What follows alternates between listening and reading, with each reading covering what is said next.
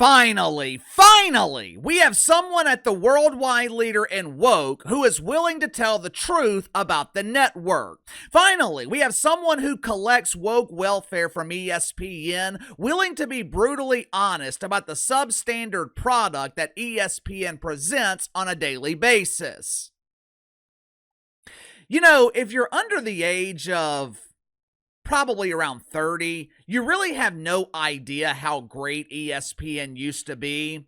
I know the kids probably get tired of hearing the grown-ups talking about how great things used to be, but it's the truth. It seems like everything is in a constant state of decline. We have more options for entertainment than at any other point in history, and people will scroll through Netflix or Hulu for hours sometimes trying to find something, anything, to entertain them.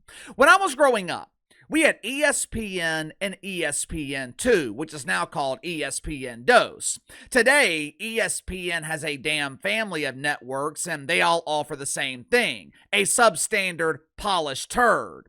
The production values at ESPN are great. Everything looks really good on television, but the quality of the product, it has significantly declined.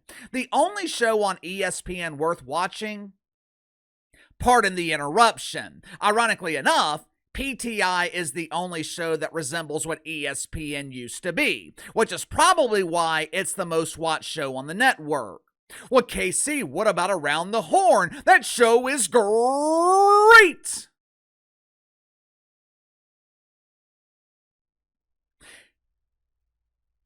Yeah, Around the Horn is so great, it's being canceled. Around the Horn used to be great when it featured journalists and columnists from around the country who actually covered sports on a daily basis. Today, Around the Horn, it is a competition show to see who can be the ultimate victim. Outside of Scott Van Pelt, SportsCenter, it's become irrelevant. Over the last few years, the most memorable moments from SportsCenter is when Elle Duncan uses the show to complain about toxic masculinity and abortion. Just think about that. The target audience for ESPN is dudes. I know they claim to be the proud home of women's sports. I know ESPN pretends to be the proud home of the WNBA dump, but no one is watching that. Dudes are tuning into SportsCenter to see highlights of the NFL, the NBA. We used to watch for highlights of Major League Baseball, but ESPN has abandoned baseball so they could show the lack of excitement in the WNBA dump. All in the name of equality.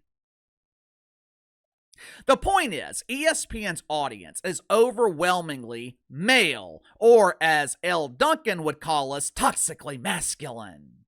How many dudes are interested in hearing Elle Duncan complain about abortion? Last I checked, there has never been a man in this country that's had an abortion. How many dudes are clamoring for highlights from the WNBA? For the most part, men are watching ESPN for the NFL, college football, college basketball, the NBA. They do a decent job with college football, but ESPN's coverage of the NFL and the NBA, it sucks. I mean, it sucks. And we finally have someone willing to admit it. We finally have someone at ESPN willing to speak the truth. And unlike most analysts at ESPN, this particular analyst, she is uniquely qualified, especially when it comes to analyzing a substandard product. Make sure to like and subscribe. You can follow me on Twitter at KC_BTL84. Link to the second channel's in the description below. This morning on the second channel, talked about the ongoing disaster in Dallas. The Mavs are at serious risk of tanking this season. The negativity from the fan base, it seems to be starting to affect the players. Hope is quickly evaporating. And the Mavs, they are looking to solve the problem by potentially trading for Kevin Durant this offseason. If you haven't already, head over to the second channel and subscribe. Last week, LeBron James pissed off a lot of people in sports media. LeBron insinuated that the media is responsible for the negative public perception of the NBA. Now, obviously, that is complete bullshit. The media is not responsible for the destruction of the NBA. The players are, and Adam Silver is responsible for allowing it to happen. But just because the media isn't responsible, that does not mean that ESPN's coverage of the NBA is adequate. I have been complaining about ESPN's coverage of the NBA and most sports for years now. This is the same network that has Mark Jones. Who? Mark Jones! Mark Jones! This is the same network that has Mark Jones providing play-by-play for NBA games.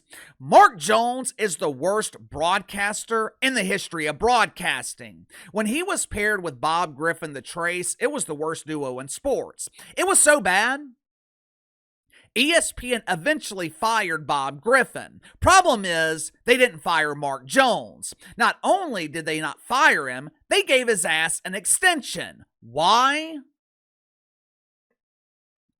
I can only speculate, but I assume ESPN was afraid to fire Mark Jones because he would accuse them of mythical racism. It's the only reason I can think of, because they damn sure didn't keep Mark Jones for his qualifications. They damn sure didn't keep him because he adds quality to the broadcast. Someone please explain to me how you fire Jeff Van Gundy and you retain Mark Jones.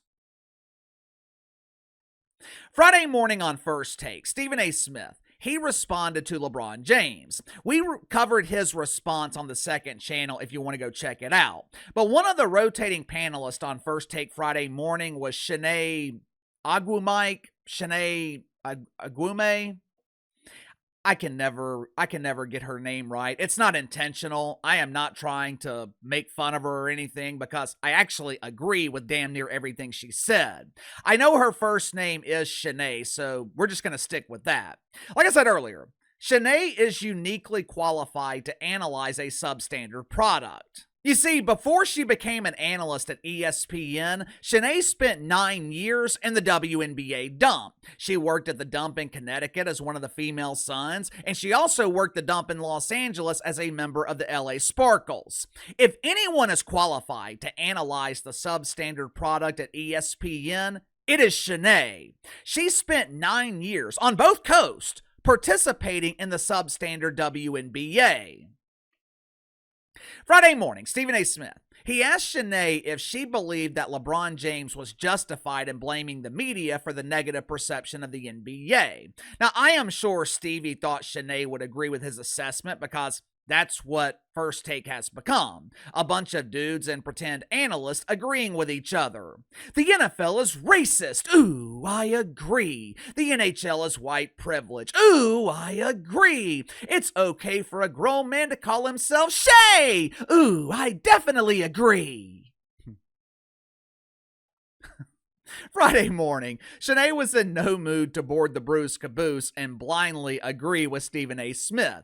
Although she didn't blame the media for the negative perception of the NBA, she did highlight one of the main problems at the worldwide leader in woke. Watch it for yourself. I think that we have a responsibility in this business to do two things. Provide entertainment and to also provide analysis. And very few are better at the entertainment portion, especially this show, than First Take, right? But the analysis is, I think, what players are looking for more. Even today's show is a good example. How much have we talked about Steph Curry dropping 56 and those 391 points? But the conversations that are overarching sometimes do a disservice to the league when you think about all the achievements that some teams have had. I mean, we're at a point where there are multiple teams that can come out of the Western Conference. But these are the natures of the conversations that we're having. Good for Chenet. Good for her. I admire her willingness to criticize ESPN while being paid by ESPN. She is absolutely right. There is very little analysis at ESPN. On ESPN's website, they feature a handful of NBA analysts: Malika Andrews, Doris Burke, Monica McNutt, Richard Jefferson. Now, outside of Richard Jefferson, you know what the other three have in common?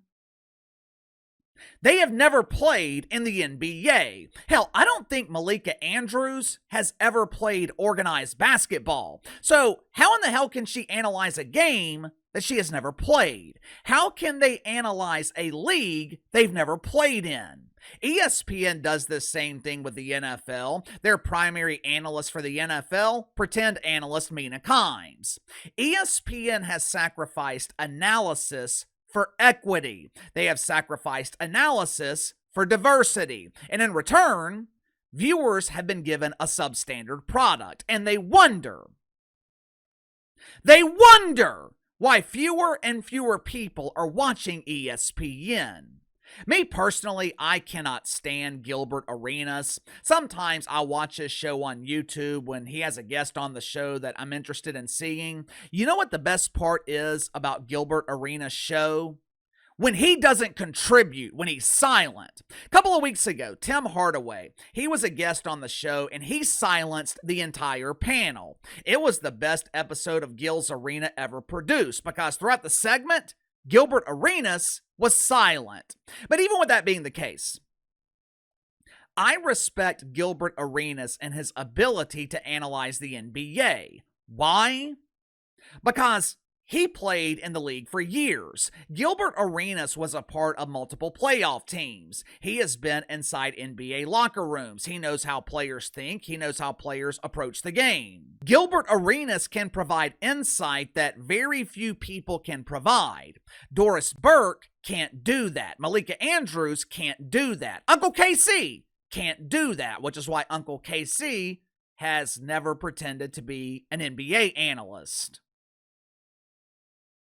Chenet also claimed that ESPN is responsible for providing entertainment. She kind of insinuated that they've sacrificed analysis for entertainment. Once again, I think Chenet is right. The problem is ESPN isn't all that entertaining. Stephen A. Smith is entertaining, but I think Stephen A. is more effective when he has people who are willing to disagree with him. That's what made him and Skip Bayless a formidable duo. Skip would take one side, Stephen A. would take the other, and they would argue over it. To a degree, Max Kellerman did the exact same thing. Now, Stephen A. has people on the show who do nothing but agree with him. It is rare for me to watch a segment of First Take with Stephen A. and Shannon Sharp. Hey, it's me, Shay Shay! Mondays and Tuesdays, it's basically Shay and A agreeing with each other. Makes for painfully boring television. When Max Kellerman was on the show, First Take, it was generating headlines every week in the media. When is the last time you have seen First Take generate controversy in the media? When is the last time you have seen an argument on First Take go viral? It's rare because they rarely have arguments. The thing is, ESPN has some great people covering the NBA. Tim Legler, Brian Windhorst, hell, Stephen A. Smith, Mike Wilbon. But they're pairing them with this new generation of analysts who aren't qualified to analyze the league. And to me, it creates a substandard product. Give me your thoughts on this. ESPN gets called out by one of their own people for their substandard product, substandard coverage of the NBA. Do you agree with Chenet? Does ESPN provide adequate coverage of the NBA, or do you think it sucks? You tell me. Sound off in the comments below. I'll see you guys later.